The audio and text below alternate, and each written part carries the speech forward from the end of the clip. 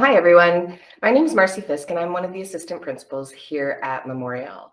Next year, I will be the grade administrator for the incoming grade 10 students. And so I just wanted to share a little bit of information with you about what this transition process looks like for your students and how you can best use some of the resources that are out there. So welcome.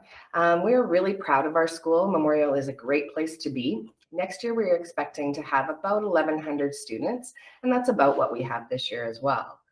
Memorial is known for our strong academics and athletics programs, as well as our diverse complementary programs. We have everything that you can imagine in terms of CTS courses, fine arts, and music programs, as well as second language programs. We also have a strong partnership with Connections for Learning. They are the umbrella school that oversees all of the alternative programming in Parkland School Division. So high school transitioning actually started back in the fall.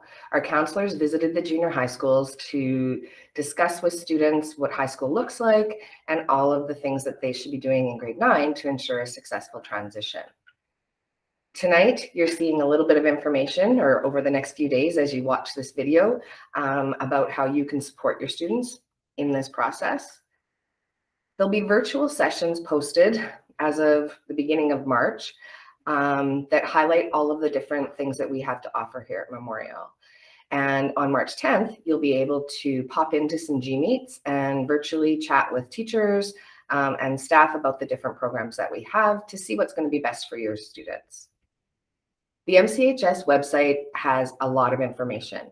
So not only will you have links on our programs through the open house night, but there's a lot of information there. You can find our student code of conduct, as well as how we do business here at the school.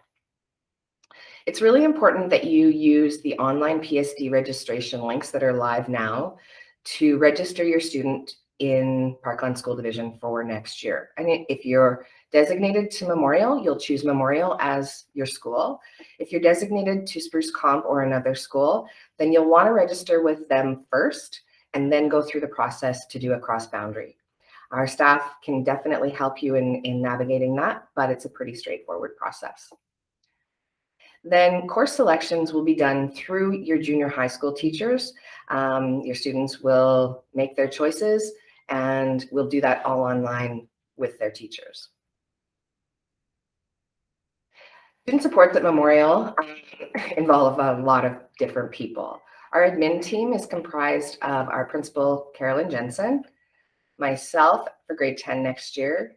Diane Jewell will be overseeing the grade 11 program, and James Coghill will oversee the grade 12s next year. In our student services department, we have a strong team of counselors and support for you. Grade 10 will next year be Jordan Mazaru, grade 11, Charlotte Nugent, and grade 12, Megan Cox. Wendy Sorensen is the face of student services, and she is the secretary that helps your students to get the things that they need. Leanne Traverse is our Indigenous graduation coach, and she works with all of our students who have self-declared Indigenous heritage. So, supporting your students, as a parent at Memorial, it will be really important that you access and use PowerSchool, the live reporting program that we use. And there you can access attendance, student progress, their current marks, and any school fees that you might have. Torch time is something that you're going to hear a lot about, and it is a dedicated time at the end of the day where students can seek teacher support, access student services, and we have a variety of other alternative learning activities that they can access at that time. They have to sign up for whatever they would like using PowerSchool and the Flex module, and it really gives them a little bit of control over the supports that they access and getting that extra time to be achieving at the level that they're capable of. Academic Achievement Center is another program that you may hear about, and this is a independent learning mode that we offer at the school, which allows students who may have timetabling conflicts or have things just don't quite work in the teacher-led courses, where they can access some extra programming in an independent format. Doing module work, it can be done online or by paper modules. So high school in a nutshell. To graduate in Alberta, you must have at least 100 credits, and they have some specific requirements as well. So to graduate, you have to have a grade 12 English course, a grade 12 social, at least a grade 11 math, at least a grade 11 science, and everyone has to take Phys Ed 10 and career and life management, which you'll hear as COM. They also need to have at least 10 credits in a variety of different course combinations. So career and technology studies, fine arts, second languages, Phys Ed 20 or 30. They can use the registered apprenticeship program or work experience, as well as any knowledge and employability courses. Then out of that total of 100, 10 of their credits have to be grade 12 courses that are not included in those first required courses I told you about.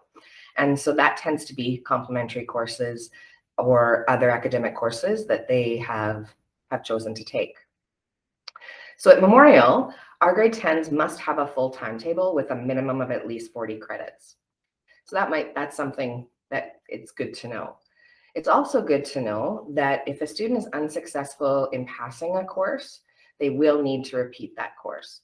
And they might have to do that using independent modules in AAC, depending on what their timetable allows.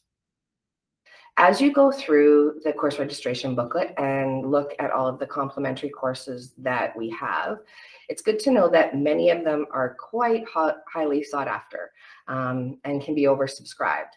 They will fill up fast, and it's really important to know that they may not get their top choices for all of their courses. We do our best, and we work really hard to make sure that they get some of the courses that they've chosen, but it just isn't possible for all students to take all courses.